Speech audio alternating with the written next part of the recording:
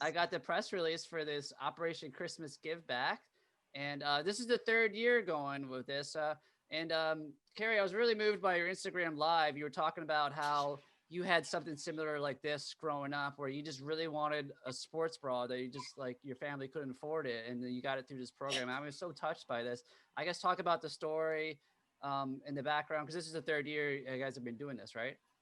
Yeah, absolutely. It's the third year we've been doing it in Memphis area. And as you mentioned, you saw from my Instagram video, the reason why like I wanted to do this, and Candace has her reasons she wanted to do this too, because we partnered up.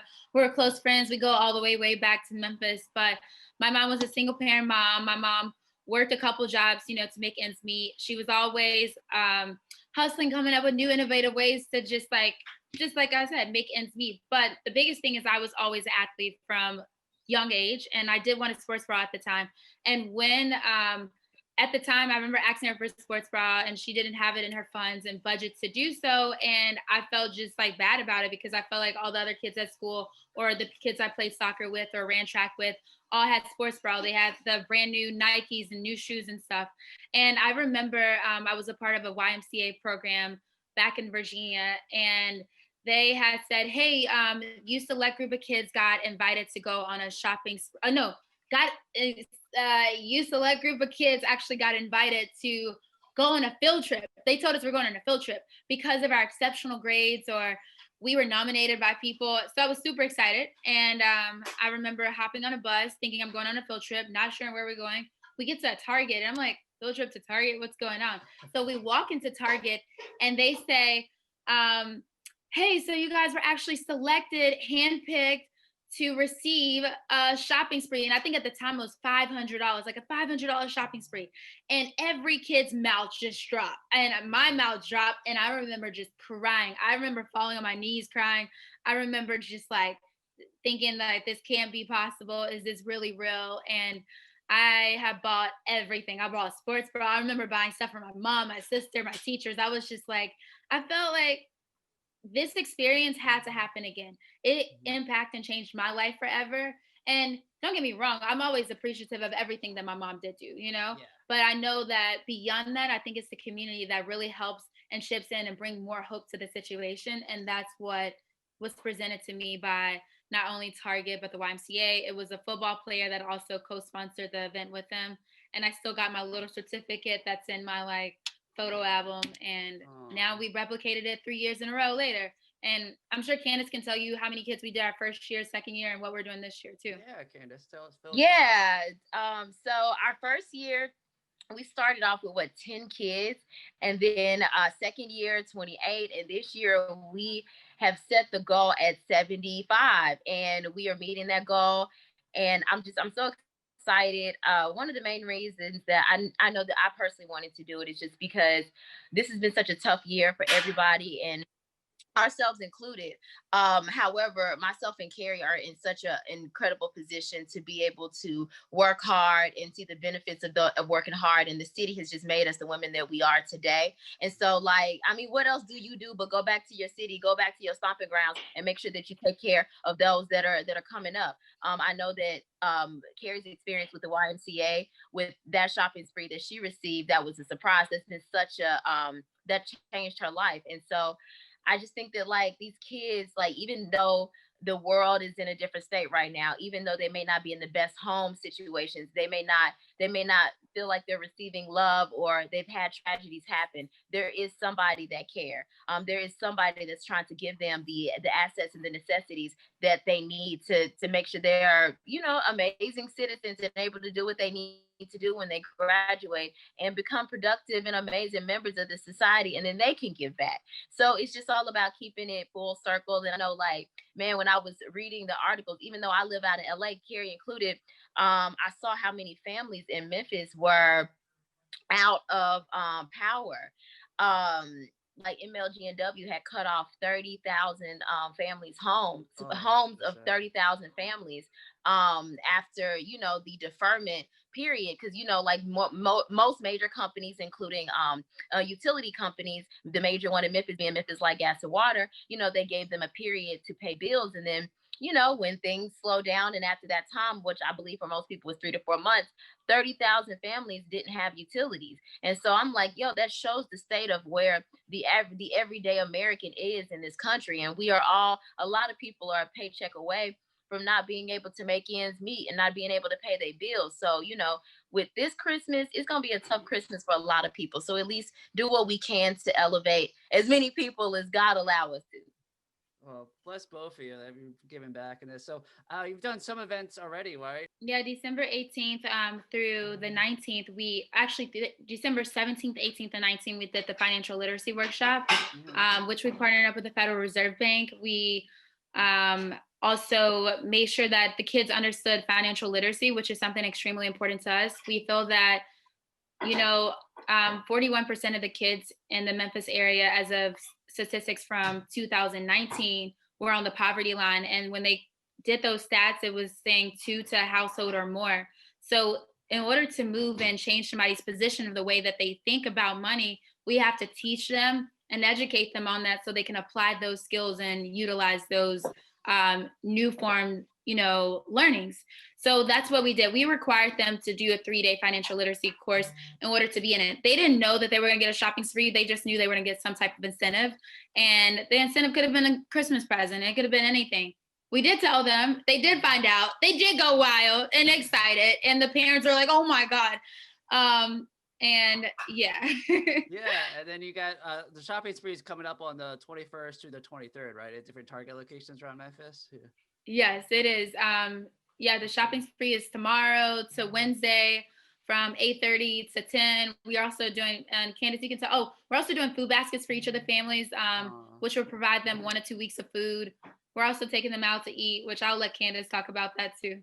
Oh yeah, do tell. Yeah, they're thanks to just like wonderful contributions and just like the help of the entire. This has all been a help of so many people that have been contributing. We're going to be also taking them to Benihana's so that way they can have just a nice, fun dining experience. A lot of these kids have not had the opportunity to go to like really cool restaurants like Benihana's in hibachi style, where they can see like fire and like little cool stuff done with like eggs. So like it's gonna. We wanted to allow them to have that experience, and also that it gives us a chance to like sit and talk with them and be have that kind of intimate time to get to know the kids, even though I feel like I've gotten to know them pretty good from the financial literacy boot camp. And also, like Carrie said, they're going to be getting the food baskets. They're going to be getting hair care products. And they're also going to be getting like cool little treats. We're also going to be doing breakfast for them. It's going to be a whole just shebang of just greatness, loving, giving for the kids. And we're also splitting it up throughout those days to make sure that we are abiding by COVID regulations. Also via traveling, we're going to be using 3 different buses to make sure all kids are distanced, make sure volunteers are distanced, make sure kids are having temperature checks, masks are being worn. We're providing masks, sanitizers everywhere. Organic's got the sanitizer. So we are we're not only giving back, but we're making sure everybody stay COVID free. It's amazing. No, this event can't be put together without generous sponsors. Why don't you give some shout outs to people you've been working with, I would assume. Yeah, absolutely. We are so thankful to partner up with the Neighborhood Christian Center, first off, because a lot of the kids that we are taking out on the shopping spree this year and they're getting this whole experience was co-sponsored with the Neighborhood Christian Center. They're also helping with us with COVID relations to make sure that we're COVID compliant on transportation, picking the kids up, dropping them off, etc. We've also partnered up with Target the 3rd year in a row. Although they can't sponsor the whole shopping spree, they are being generous and donating a few thousand. We also have a sponsorship and partnership with Commissioner Eddie Jones, Commissioner Edmund Ford, Commissioner Mikhail Lowry. Curl's Hair Care Products is the ones that's sponsoring the hair care for the kids. We got Big Tep Financial App, which is going to work with us in the future and putting up more financial literacy camps for the kids. We got Bernard Brunner and the Brunner Hair Care Products, Frank and Jacqueline Wallace, Yak International, 495 Productions, which Candace can talk about. And Candace, you got it. Yeah. Yep. Yaganics is also sponsoring, which is Candace Renee Rice company. We also got Candace got Creative Eats on board to drop some goodies off for the kids. The Carlisle Group, and a lot of other amazing individuals. Oh, Patricia Lee with Literacy to Success also is super generous. And she's with 5 for 5 in Literacy to Success. And she's sponsoring at least 6 kids, which is at least at $400 a kid. So that's a very generous donation. Wow. Yeah, Cool. but we don't take it lightly. That anybody that donated $5, they donated $2,000, $10,000. So much. Yeah. And major shout out to Candace, I know you guys get going Shore. soon, but you mentioned 495 Productions. What's the latest with Floribama Shore? I know you got shut down, I think, last month for a little bit because of COVID. Yeah. Right? I can't really talk too much about it, but just know there's some great things coming. I'm really appreciative of all of my castmates that have donated. Sally Ann, Drew, the executive producers of Floribama Shore that have been behind me the entire way, that have made major donations. So 495 Productions is so behind everything that I'm doing, and I'm just grateful for them. That's very nice. Well, cool. And where can people actually go to the website to donate for the operation? Yeah, go to cbc.org. She has a donate link on her main page on cbc.org. And then on my page, I'm a millennial. You can just go to my Instagram page at This Is Candace Renee. I have the donation link, the GoFundMe, actually in my description box. You can click it and donate. That's how most people have been donating for me. So, yeah. Very cool. All right. Well, thank you both so much. And I'll and we let can you go, and I'll talk to. I actually want to talk Carrie about Ultimate Tag, if you don't mind. Yes, yes. No, I love Ultimate Tag, y'all. I do have to. Speaking of tag, I got to tag out. Yeah. So, Carrie, you are it. Thank you so much, Steven. You've been great, Carrie. I'm gonna catch you tomorrow. And yeah, I just appreciate it. No problem. Thank you so much for taking time to talk to me. All right. All right, y'all. Have a good afternoon. God bless. All right, bye. Love you. Bye. Bye. Oh, so amazing.